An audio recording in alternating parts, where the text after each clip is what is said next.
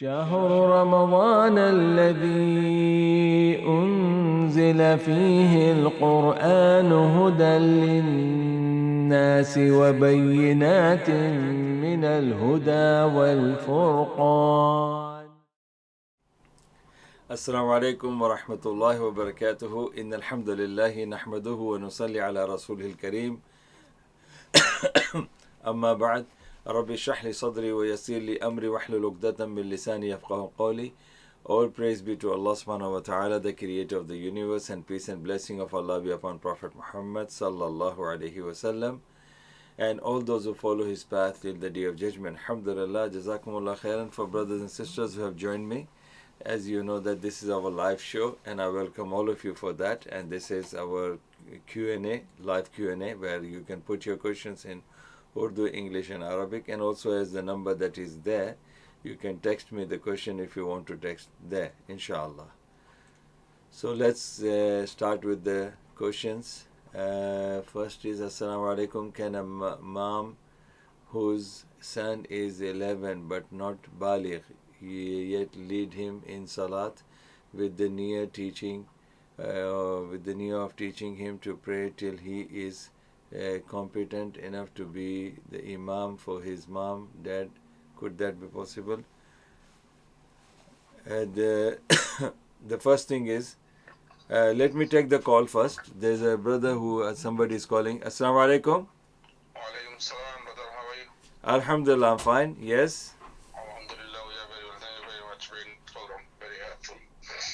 As you're doing regular. May Allah grant you reward. Ameen, ameen, ameen, ameen. By the brother, I have two questions. Yes. One is regarding witr salah. Yes. Can I make dua on my own language in witr salah, which is late night we do? Where do you want to make dua? Dua in the qunut in your language, or dua in the before the salam?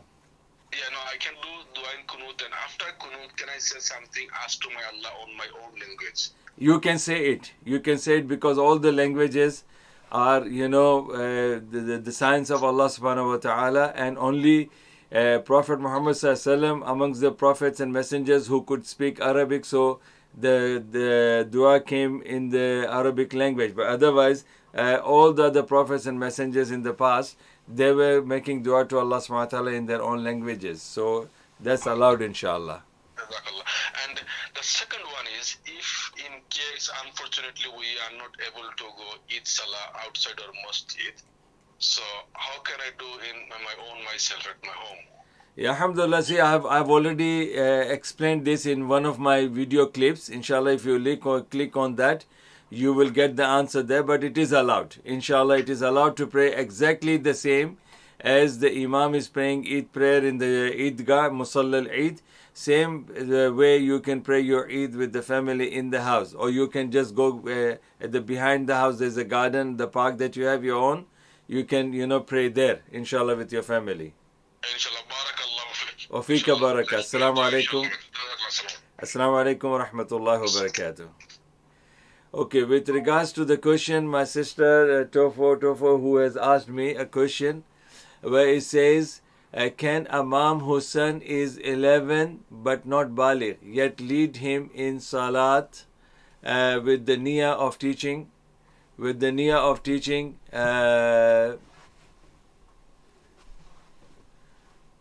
with the niyyah of teaching,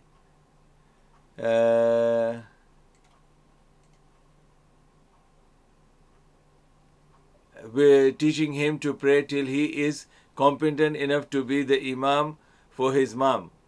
Dad can't do it. So mom has no one else to teach her son to pray properly. Jazakallahu khairan. Okay, first of all, if he wants to become an imam and he is not yet reached the age of puberty, which is non-baligh, then he cannot be an imam. Age is not the concern in Islam or the condition in Islam. If he doesn't know how to pray, then he cannot be the imam.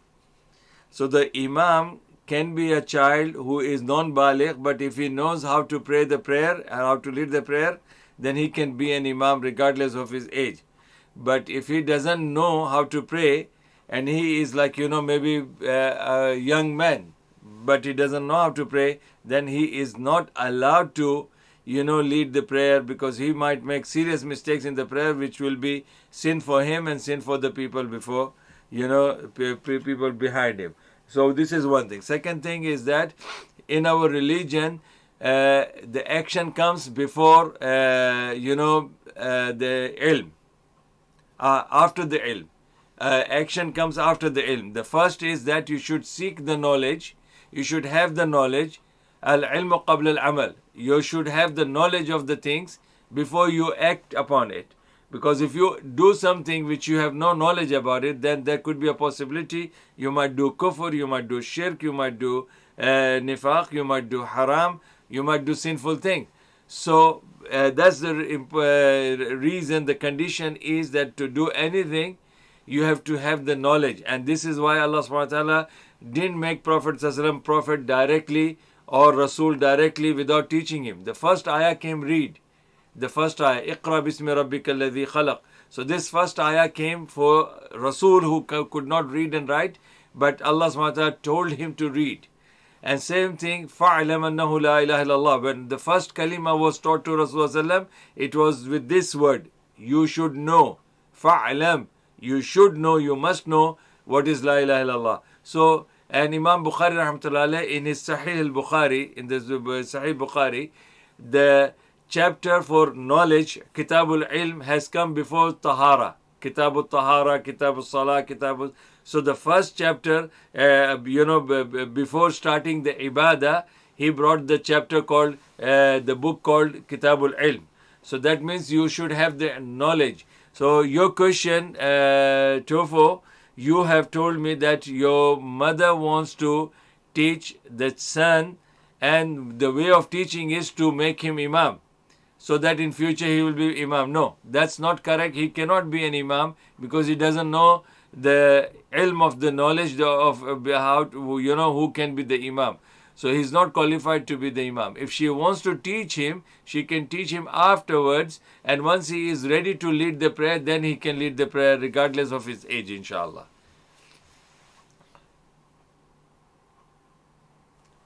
The Sajdat ayah in Surah Al-Isra is the one I was confused about, as it is 3 ayat in total before the sign sajda is placed. So is this when I do this, when do I do the sajda?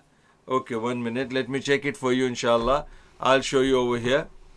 Let me bring you to the Quran.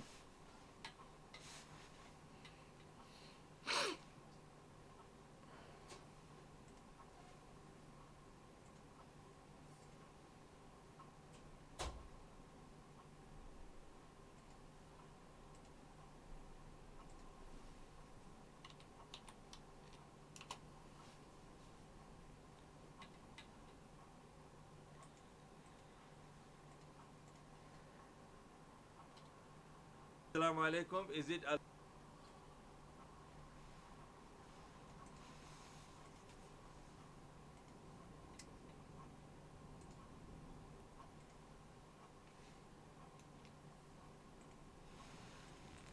See if you can see the Quran.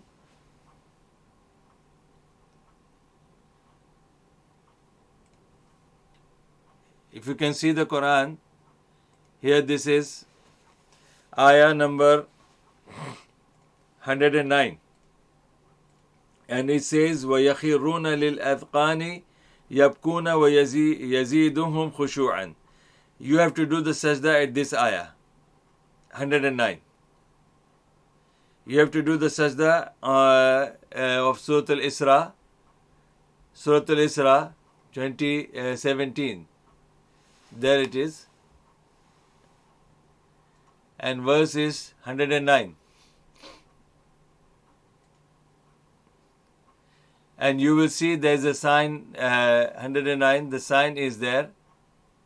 of the sajda. So you have to do the sajda at Surah Al-Isra, verse 109.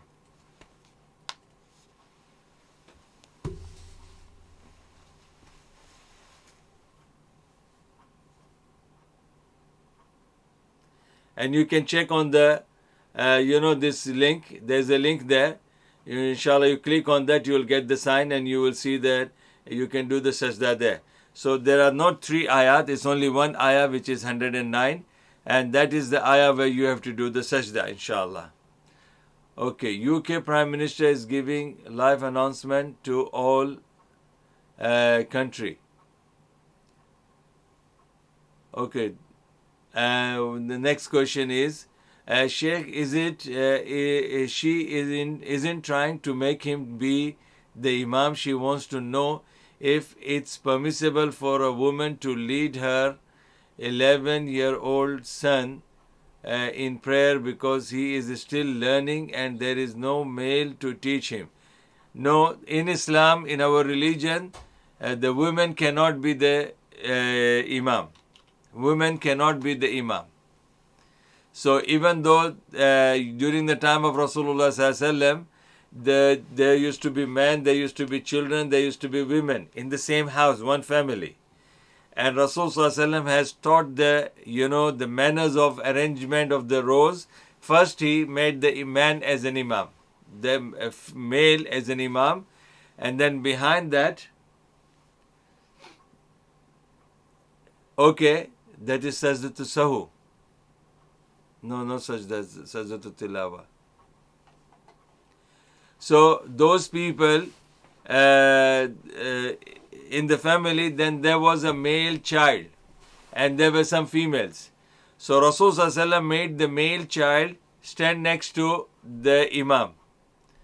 Though the child was much younger than the females, but still female were made to stand in the last rows behind the males. So in Islam, it is not allowed for the mom to lead the prayer even if her son is there as an Imam. She can pray her prayer by herself and the son joins her like a normal babies are joining, then that's fine. But she cannot be an Imam in the presence of any male person. Jazakallah khair, I understood where to do the sajda. Okay, barakallah fiqh. So my brothers and sisters, alhamdulillah, this is our, mashallah, 17th Ramadan. And we don't know, maybe we'll be having more, another the 13 days or 12 days. Allah knows best, but alhamdulillah, this is our live show and we take the questions from our brothers and sisters in English, Arabic and Urdu. And alhamdulillah, I try my level best to give the answer, in the light of the Quran and the Sunnah. Okay.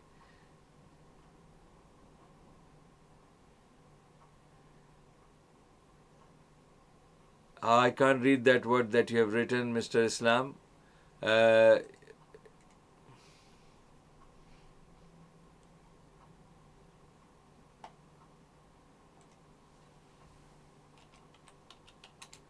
Yeah, okay, I got it. It is like, it's a definition. It says there's something thick that is mucus like that hangs from the nose. Okay.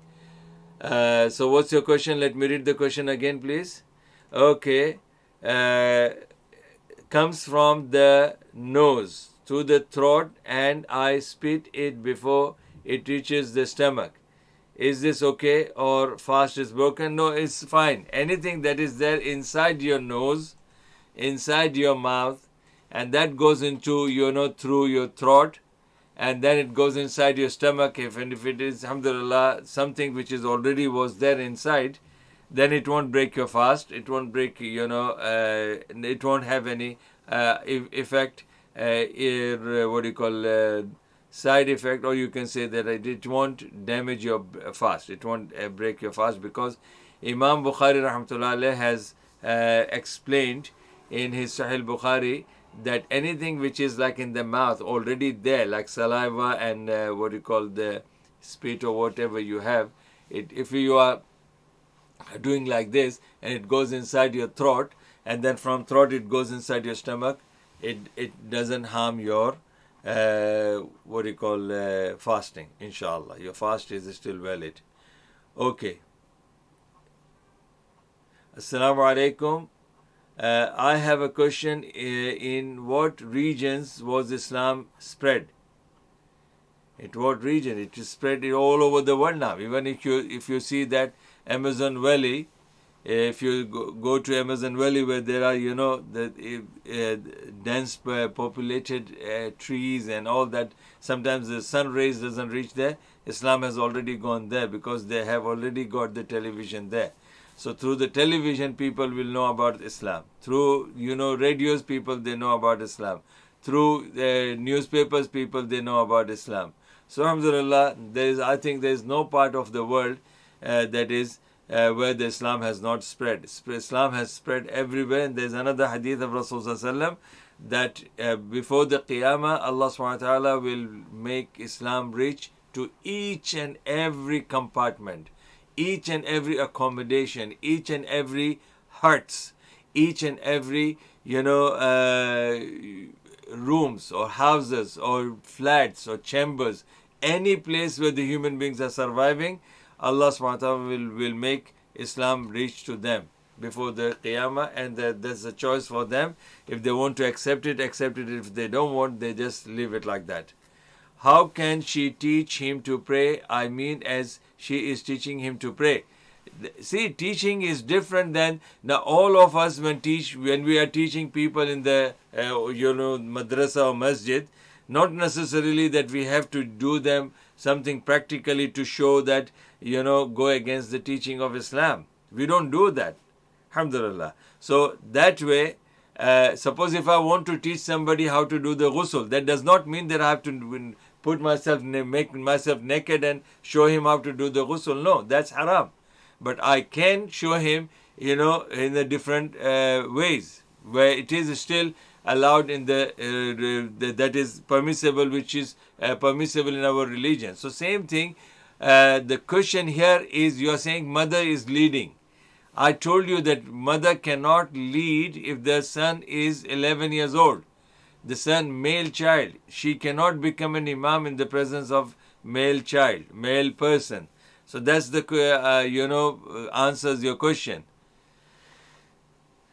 She can teach, she can show the video, she can, if the child is, mashallah, 11 years old, he can see so many YouTube videos are there where the men are leading the prayers and how they're praying. That can be shown. Alhamdulillah. So anything that comes from the nose to the mouth is not considered as being outside the mouth. Yeah, definitely. Even not only that, even if you take drops, the drops that you normally have some problems with your nose, you could take those drops. Even those drops go into your mouth through the throat, and then through the throat it goes into the stomach. It won't break your fast because those nasal drops are not food or energy or nutrition.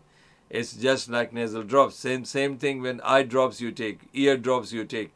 All these are, you take inhalers. All these things are not considered to be food or drink or anything that is called energetic or nutrition or vitamins or anything like that. So alhamdulillah, it's not like proteins or that could break your fast. The purpose of fasting is not to eat and drink from dawn to sunset. And this is not the food that you are taking in. You are just, mashallah, taking some kind of a medicine, which is, again, that medicine is not a food that could, break your fast. Alhamdulillah. Okay. So, mashallah, the brothers and sisters, mashallah, we are having lots of good questions coming up over here. And as we have already explained to my brothers and sisters in the indication at the beginning of our show, that please do not ask us the question that has to do with, any particular sect, or because when I'll speak about any particular sect, then it could be upsetting other people, or it could be upsetting the particular sect which that I'm talking about. So I'm not of that kind, and I don't want to go into that kind of a thing. So if you have got any questions from Quran and Sunnah, or you want the answer from Quran and Sunnah, then I can give you the answer from Quran and Sunnah without mentioning the name of any sect, without mentioning the name of any person. But as I said, that if any person who is saying La ilaha illallah Muhammadur Rasulullah and he claims to be a alim or scholar, we should respect them, regardless of whatever he is teaching. If we don't agree with that person, that's fine. We don't have to, in Islam, you don't have to agree with everybody to become Muslim. You don't have to agree with everybody to remain, to preserve your iman and your faith and your Islam. No. You may disagree with people, but that does not mean that, you should disrespect the people. Alhamdulillah, my team has also advised me that, those Christian brothers who have got issues with Islam, the atheists who have got issues with Islam, and those people who have got any issues, male and female, who are non-Muslims, and if they have got any issues with Prophet Muhammad Sallallahu Alaihi Wasallam, about his, teaching, about his personal life, then I'm open to discuss with you academically. And in case if I have, in my previous answers, if I have upset anybody, then alhamdulillah, I'm fasting and I'm apologizing for that. That alhamdulillah, I've got nothing against any personal, hatred against anybody, any personal grudge against anybody. If a non-Muslim, if he is a non-Muslim and he is happy with what he is, then I have no problem with that. And if he wants to curse me, he wants to curse anybody of the, our religion, that's his problem. We will not be like him. So that's what I'm saying, that sometimes I used to say certain things which my team always used to advise me that, Sheikh, you should not use this kind of statements. So alhamdulillah, I have stopped, even I agreed that I won't be using that. And if the brothers and the sisters who are Hindus or Christians or Jews or the atheists, or if they have got any problem with our Islam, they can discuss with me academically. Even if they want to swear us, they want to, like I saw one of the videos in the European country, the man was burning the Quran, and the other Muslim got upset with that, and he started fighting with him, and then the security came and all that kind of thing, and many people, mashallah, Muslims, said that he is hero. But if somebody would ask me that, what would be your reaction, I would say, subhanallah, you can expect this kind of people, because if they can torture Rasulullah Sallallahu Alaihi Wasallam physically, throwing stones at him and making him fainted, on the ground with bleeding, all that kind of thing. They called him Majnoon, they called him mad, and they called him magician, they called him, one who is psychologically and spiritually possessed by the jinn. If they called him like that, they called him liars, they called him fraud, they called him, the one who forged the documents. All these kind of things were said to Prophet Sallallahu Alaihi Wasallam, and he made the dua for them. I will also say, alhamdulillah, you can do anything with the Quran. It's between you and Allah. Allah will sort that out with you. But I will still make dua. As long as you are alive, I will make dua that may Allah forgive him, because what he is doing, he doesn't know what he is doing. And may Allah guide him if it is good for his dunya and akhirah. Okay. If I am praying salah and I am reading a surah, and if I make errors, do I have to keep on starting again from the beginning of the verse, or can I just repeat that word and continue? Then you can just correct that particular mistake of the ayah, in that particular word that is in the ayah, whatever you made the mistake, just read that again correctly and move on, inshallah. And your salah will be valid and your qiraat will be valid, and inshallah there won't be any problem. It happens. Like most of the time I do read the Quran, and some of the verses that are, same verses are repeated in different surahs. So sometimes you are reading one specific surah, and then you come across that one ayah, and then you forgot that what could be the next ayah, and you read it that, and then you realized, okay, this ayah is not from this surah, this ayah is from the other surah. Then you can again correct yourself from that where you made a mistake. Like you read the one ayah correctly, the second ayah you made a mistake. So you start from the correct ayah and then read the one that you made the mistake, read it again correctly, and inshallah move on with your salah. Your salah is valid, and you don't even have to do sajda sahu for that, inshallah. Barakallah fiqh. Alhamdulillah. Okay. So, my brothers and sisters, mashallah, if you have got any other questions, you can put your questions in Urdu, English, Arabic. And as you know that, mashallah, this was the first call I have ever received in my, all this 1.5 years shows, whenever I came on TV, YouTube live. This is the first time a brother, mashallah, used the telephone line and he called me and he asked the two questions, alhamdulillah. So maybe let me repeat that two questions of his. I think his question was about salah. And he was saying that can I make the dua of witr or dua in the prayer in my own language, in the witr. So I said to him, yes, it is inshallah allowed for you to make the dua in your own language, because dua can be used in your language. Suppose if you have a specific case and you are from India or Bangladesh or Pakistan and your Arabic is not your first language, so how would you phrase that dua into Arabic if you have a serious case? If you have got stomach problem, if you have got heart problem, if you have got financial problem, and you can't, subhanallah, you can't phrase them in Arabic. So that does not mean that you can't ask Allah subhanahu wa ta'ala. But alhamdulillah, Prophet Muhammad sallallahu alaihi wasallam, amongst all the prophets and messengers, he was the only one who was speaking Arabic. So if you see all the prophets like Ibrahim alayhi salam, he wasn't speaking Arabic. Isa was not speaking Arabic, but they did pray to Allah subhanahu wa ta'ala, and they prayed to Allah subhanahu wa ta'ala in their own languages. They were praying, they were fasting, they were making dua to Allah subhanahu wa ta'ala, they were doing zikr. Ayyub alayhi salam's zikr is mentioned, Yunus alayhi salam's zikr is mentioned, but it is not mentioned that they were saying it in Arabic. No. Arabic is only known to Prophet Muhammad sallallahu alaihi wasallam. So, in other words, you can make dua in your own language to ask Allah subhanahu wa ta'ala, because all the languages are made by Allah subhanahu wa ta'ala. Allah created them for the people. Allah taught the people. So, all the languages belong to Allah subhanahu wa ta'ala, and Allah understands all the languages. So, you can phrase beautiful words in your own language to ask Allah subhanahu wa ta'ala whatever your matter is. Alhamdulillah. Okay. So, what else? Are we missing any question? No, alhamdulillah. So,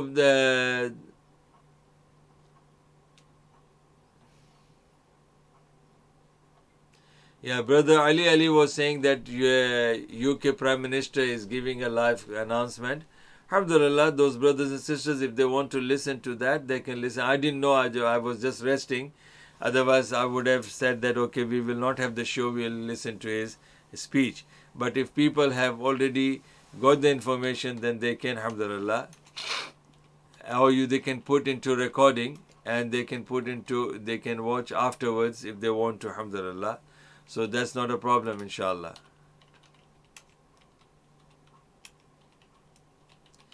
So my brothers and sisters, now news will repeat, inshallah, and it makes no difference, alhamdulillah, you can watch that program afterwards.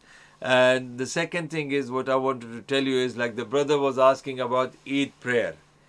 Eid prayer can be offered in the house exactly the way a person is praying Eid prayer, and I've already answered that, and you can click on the link that I have texted now. You can get the complete answer of that. Because there is a hadith where Anas ibn Malik radiallahu anh, he used to pray with his family in the house. So how to pray is the same as the normal people are praying. But at the same time, I have a video which is about my book on 2 Eids.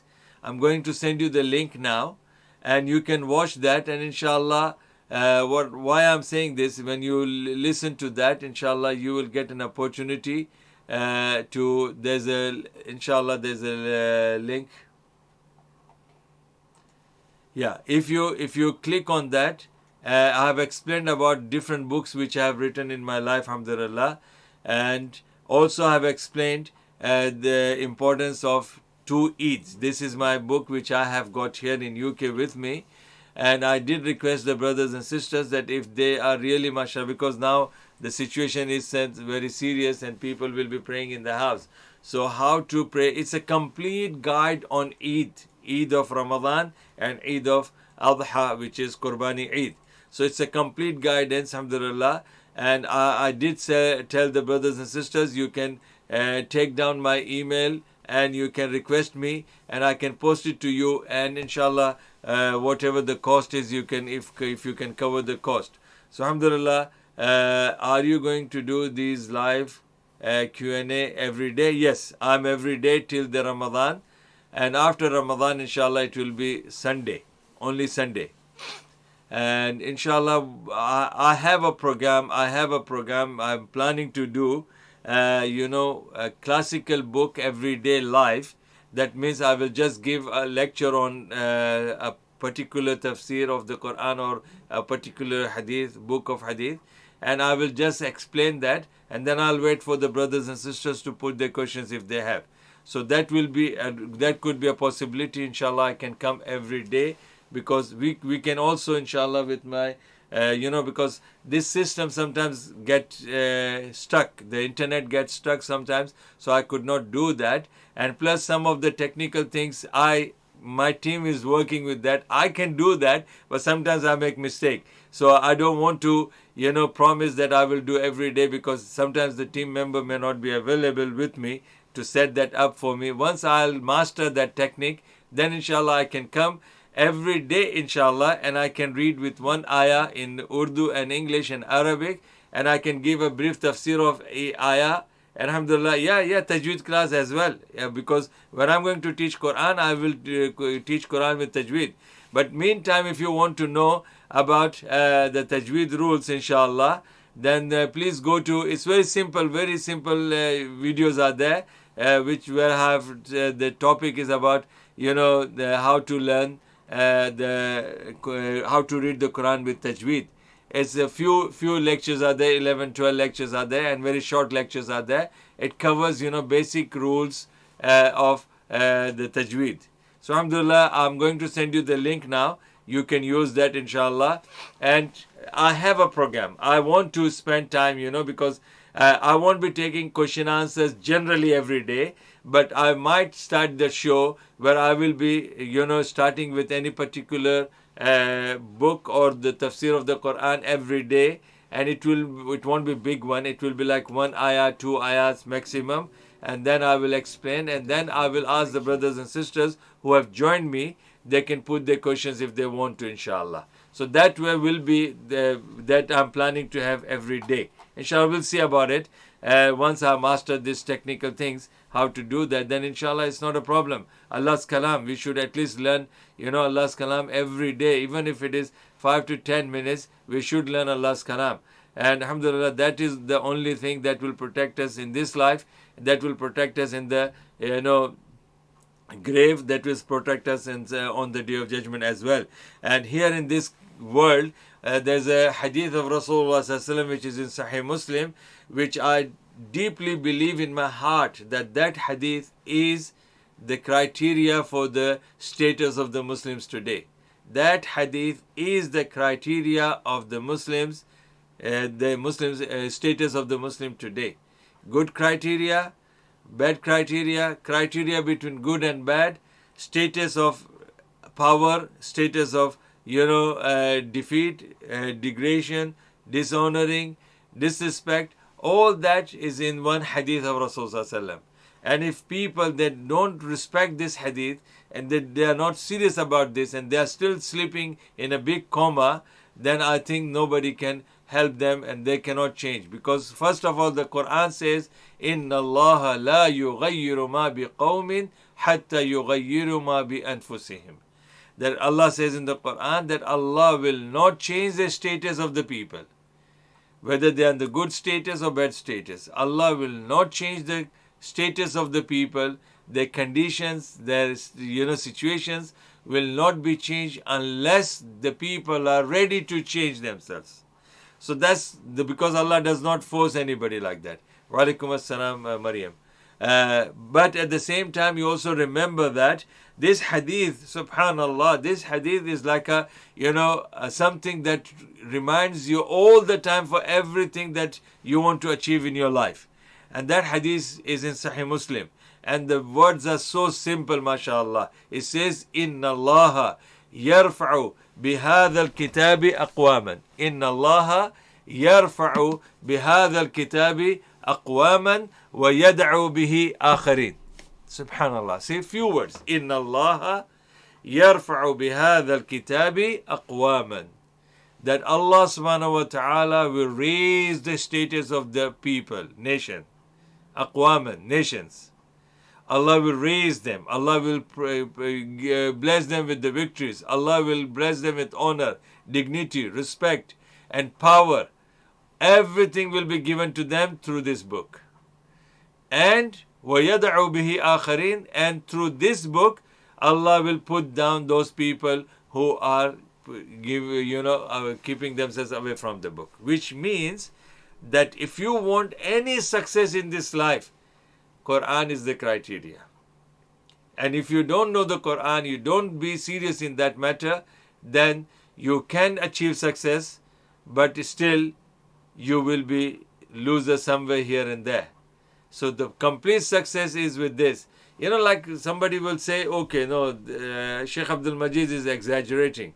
There are Muslim countries now, they all are following Sharia and this and that, but why they are not? No, my brothers and sisters, believe me, any country in the world, like even if you say to any non-Muslim country, if you say bring the Sharia, so if they don't have the Sharia, which is not implemented anywhere in the country, then you can't ask any non-Muslim country to become, to change their world into Sharia. Because people, when the Sharia comes from the Quran, the ruling comes from the Quran, the deen comes from the Quran, the success comes from the Quran, the remedy comes from the Quran, conclusions and solutions comes from the Quran.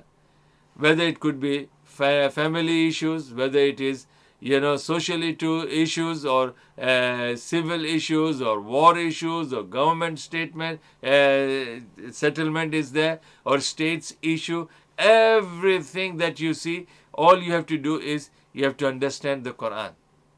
And this is what Rasulullah has said. And this is the practical example that during the time of Rasulullah, what was their criteria? Quran, Al-Furqan. Allah has said Quran is Furqan. Furqan is one of the names of the Quran, that is the criteria between good and bad, criteria between success and failure.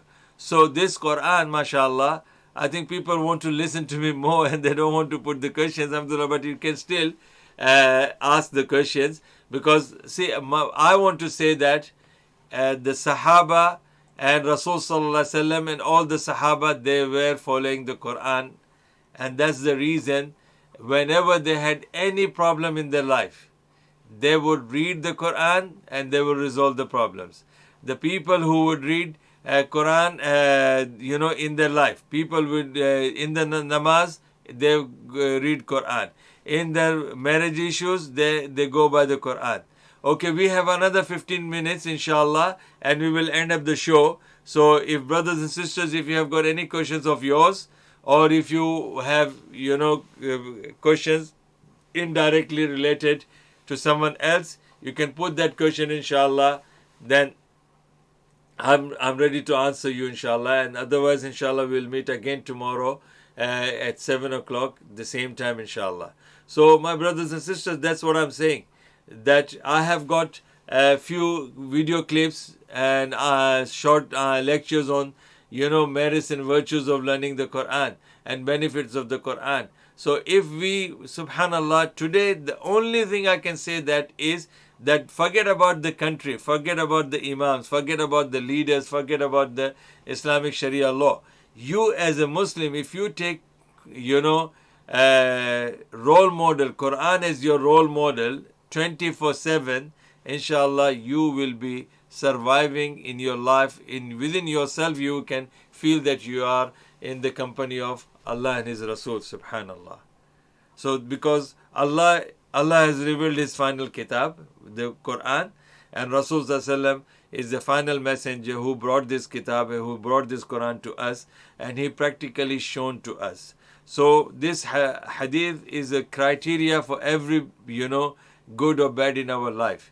If somebody is saying, I did this bad thing and I'm in this trouble, I'm in that trouble, I will say, subhanallah, you can't blame Allah, you can't blame the qadar, you have to blame yourself because you didn't know the proper guidance from the Quran, and that's why you end up like that.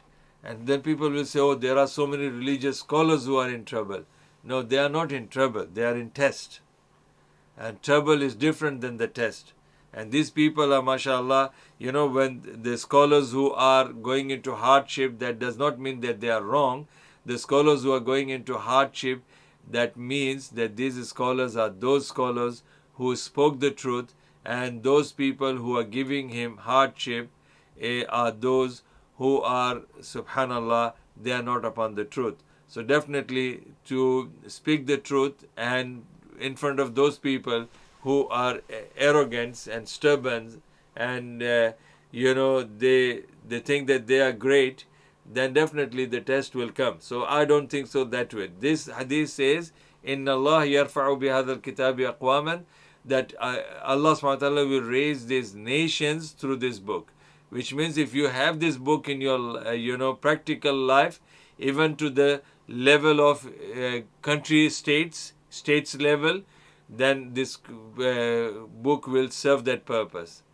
And وَيَدْعُ بِهِ الْآخِرِينَ, if you are, holding, you are the king or the queen of the whole world, and if you are not by this, then there will be a certainty that there will be a destruction that will come to you, because this book tells you how to progress, and this book tells you that don't do these things, otherwise this will be the bad outcome and consequence will be there. So this is how, my brothers and sisters, I would like to tell you that, alhamdulillah, we have another 12 minutes, maybe 11 minutes to end up our show. So my brothers and sisters, if you have got any questions, then you can put your questions. And as the brother Islam was asking me all these questions about the shows, if you have got any suggestions to our show, whether this live Q A or any other particular live show which you want me to come and teach you something on, the like tajweed classes, then you have to confirm that, inshallah, and I'm there to teach you, because life is short. And alhamdulillah, this again, my team, sometimes they laugh, they say that, Sheikh Sahib, you're always saying this, and the next time you are again seen to the people. So that means, what are you saying? Life is short, yes. We may be here with us, with you. Maybe after sometimes we may not be there. So use every moment of your life in the proper way before you lose them. Because Rasul Sallallahu Alaihi Wasallam has said that اغتنم خمسا قبل خمس شبابك قبل هرمك صحتك قبل سقمك غناك قبل فقرك فراغك قبل شغلك حياتك قبل مماتك. These are the 5 things Rasul Sallallahu Alaihi Wasallam has said, that make the best use of these 5 favors of Allah, the gifts of Allah, before you lose them. Shababaka qabla haramik, your youth before you change to the old age and weakness in your body. So whatever the youth that is given to you, make the best use of it. Do everything that you can to the best and to the maximum before you turn to an old man where you cannot do what the young people can do. Then صحتك قبل سقمك, your health before you turn into illness and disease, and sometimes due to the serious illness, like people in the month of Ramadan, due to their illness, they can't even fast. So to avoid all those kind of things, you have to remember that Rasulullah has said that make the best use of your health before you are tested, or you are put into the serious illness which you can't do what the healthy people can do. So make the best use of your health, do the maximum good with your health before you fall into illness and disease and sickness. And then he said that غِنَاكَ قَبْلَ فَقَرِكَ, that if Allah has blessed you with the wealth, whatever the wealth, not necessarily you have to be a very rich person, but Allah has given you the halal wealth, use it to the best way, to the maximum way that you can, before you are, left with nothing. And you can't do anything that the rich people, good rich people are doing. Second, the fourth thing he said that, فَرَاغَكَ قَبْلَ شُغَلِكَ. Make the best use of your free time. You're just sitting on television, nothing, just wasting your time. So make the best use of your time. Don't waste your time, because once the time is gone, لَيْتَ شَبَابَكَ يَعُودْ. So the people, they always, think that they wish, to come back to the, okay, if you possessed in your jinn locked inside you, okay. Sheikh, if you are possessed, is your jinn locked inside you or with Allah? Jinn is inside you because you are possessed. So that's very clear. If you are possessed, the jinn is inside, locked inside you. Jinn will not go to Allah because you are possessed. So that means, what is the reason of being possessed? That means you are possessed by the jinn. So how he's going to possess you? He has to be inside your body to, control you. So the jinn will be inside you. So the last point Rasulullah has said that, hayataka qabla mamatik. Your life. So see, we are alive now, and you know that in this corona virus and the COVID-19, people who never expected to, die, and they died out of blue. And their family members could never ever even expect these people to die. And they are no more now. So, and they might be having some plannings that, next year I'll do this, maybe after a month I'll do that, maybe after 2 months I'll do this. So all these kind of things, people, they have this, plannings, but they can't do it because they died before they could do it. Alhamdulillah. Okay, Sheikh, if you are possessed, is your jinn locked inside you or with Allah? I said it is inside your body. So can the jinn still give you bad thoughts? Yes, why not? It is there in the Quran. الَّذِي يُوَسْوِسُ فِي صُدُورِ النَّاسِ مِنَ الْجِنَّةِ وَالنَّاسِ. That amongst the jinn and amongst the humans, they can, bring bad thoughts to you. And that is, bad thoughts are, waswasa from shaitan. And from the man, so Quran says from the jinn. It can be from jinn, minal jinnati wan nas, can be from jinn and can be from, human beings. Yes, to answer your question, yes, jinn can give you bad thoughts. Yes. Assalamu alaikum, Sheikh. Wa alaikum assalam wa rahmatullah. Can you explain about the 18th degree calendar and how it is different from others, and what is the outcome of the following other things? Alhamdulillah, say there is nothing. Those scholars who study the movements of the, how the circulation of our earth is, and how the earth moves, and how they can, see the shape of the moon. Based on that timing, some people have got like 16 degrees, some people have got 12 degrees, some have got 14 degrees, and some have got 18 degrees. Same thing as you, I don't do that, I follow that timing, but I don't do that kind of reading. And because mashallah, these are the scholars that are reliable scholars, and they have, and they check all this kind of studies, they do that, satellite studies and the studies of the human heavenly bodies, stars and other things. Alhamdulillah, based on that, that degree is the last, 18 degree is the last degree calendar, which I prefer, because we don't have to rush ourselves, that we have to go by this time, and then again you have a long waiting period for, to break your fast. So if this is 14 is correct, 16 is correct, 15 is correct, 18 is correct, they all are correct. But whatever you choose doesn't matter. But don't ever say that one, I'm choosing 18, so the 16 is wrong or 15 is wrong. Don't do that, because they are doing that by their studies. At least if you don't want to follow them, don't, say that they are wrong. Because see, when you are saying they are wrong, that means you have more knowledge than them. You have more knowledge. So that is a wrong argument. So I always say that respect everybody, whether you agree or not agree. And once something that you follow something, don't try to impose that on others by saying that you are wrong and this is the only right thing. No, alhamdulillah. These are the things that are checked by the scholars, so we have to go by that, inshallah. Also, Sheikh, do you think what Muslims around the world are suffering, can that happen here in the UK? Yeah, why not? It can happen anywhere in the world, not necessarily in UK.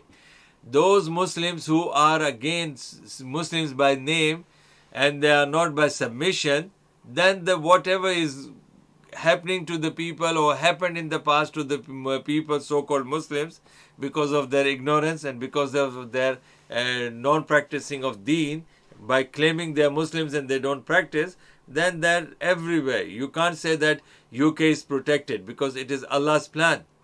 Allah's plan. Allah subhanahu wa ta'ala will, the first Allah will send the reminders. First Allah will send the reminders.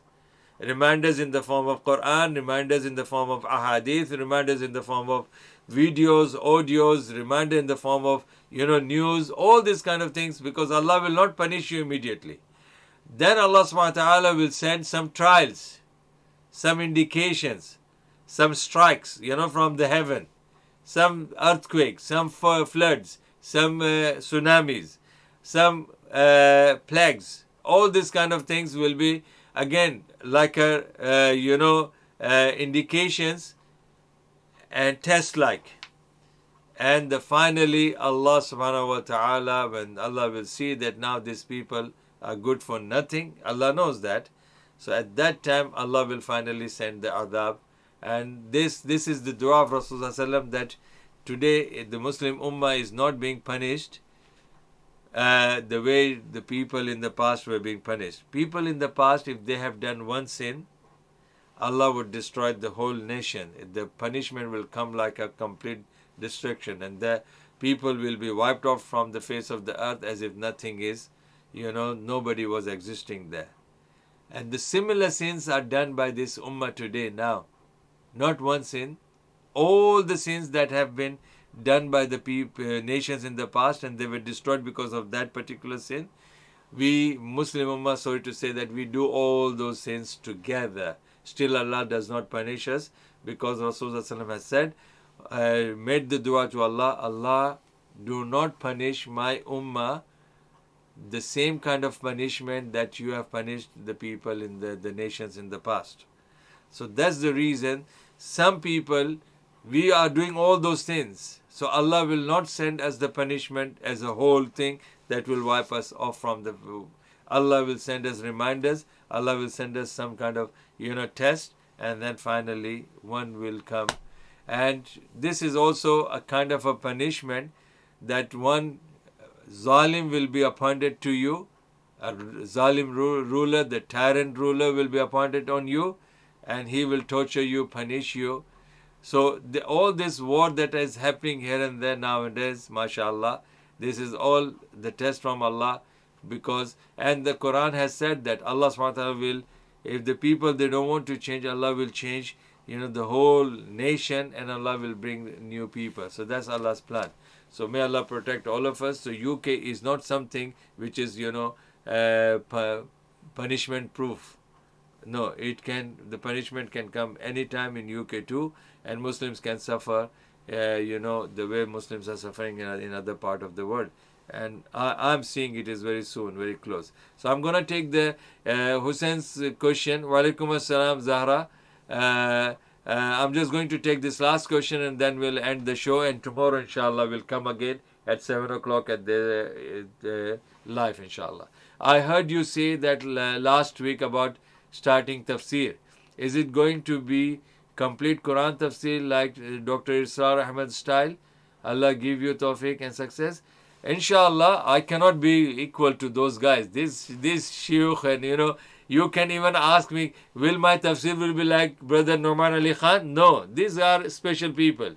My tafsir will not be like that. My tafsir will be very simple, in a very easy way. It will be a translation, phrase, and then it will be why these verses were revealed. I will give you that historical background. and then I will give you, if there is any merits and virtues are there for that you can, when you do this and you apply that in your life, so you get those kind of rewards. So that thing, and then finally I will end up that particular ayat or tafsir in a way that will give us how this tafsir is relevant to us today. So that will be my style. Mashallah, I cannot give tafsir like Dr. Israr had spoken. Mashallah, Allah have mercy upon him. My tafsir style will not be like Brother Noman Ali Khan or our sister Dr. Farhat Hashmi. I won't be talking like that. I will be just simply taking the verses chapter by chapter, subject by subject. I will read it in Arabic. I will speak about different qiraat. Definitely I will speak about different qiraat, that this word has been read in different ways. Because some these Orientalists who are enemies of Islam, they say Quran is changed. So they will, to fool the people, because they have become famous in the YouTubers, to become YouTubers, they will bring, to get the more viewers and more followers, they will bring those two Quran and they will say, look, this same ayah in this same surah, it is read here this way and it is read here this way. So these two words are different. That means Quran is different. Quran has got different versions. Quran is changed. So I'm going to speak about that. So it will be very simple. It will be a translation, first reading in Arabic, then its translation, then its phrase meaning, then its historical background, then its merits and virtues, and how it is relevant to us today, how you can apply those messages of the Quran in your life. So that will be my style of teaching the tafsir of the Quran, which will include, inshallah, the answers to those people who have raised the issues against Islam or against Quran or against Rasulullah, inshallah. Jazakumullah khairan, barakallah fikum. And inshallah, I'll bid you farewell, and may Allah keep you under His protection and bestow. I wish Allah subhanahu wa ta'ala bestow all His mercy 24/7 upon all of you. Assalamu alaikum wa rahmatullahi wa barakatuh. شهر رمضان الذي أنزل فيه القرآن هدى للناس وبينات من الهدى والفرقان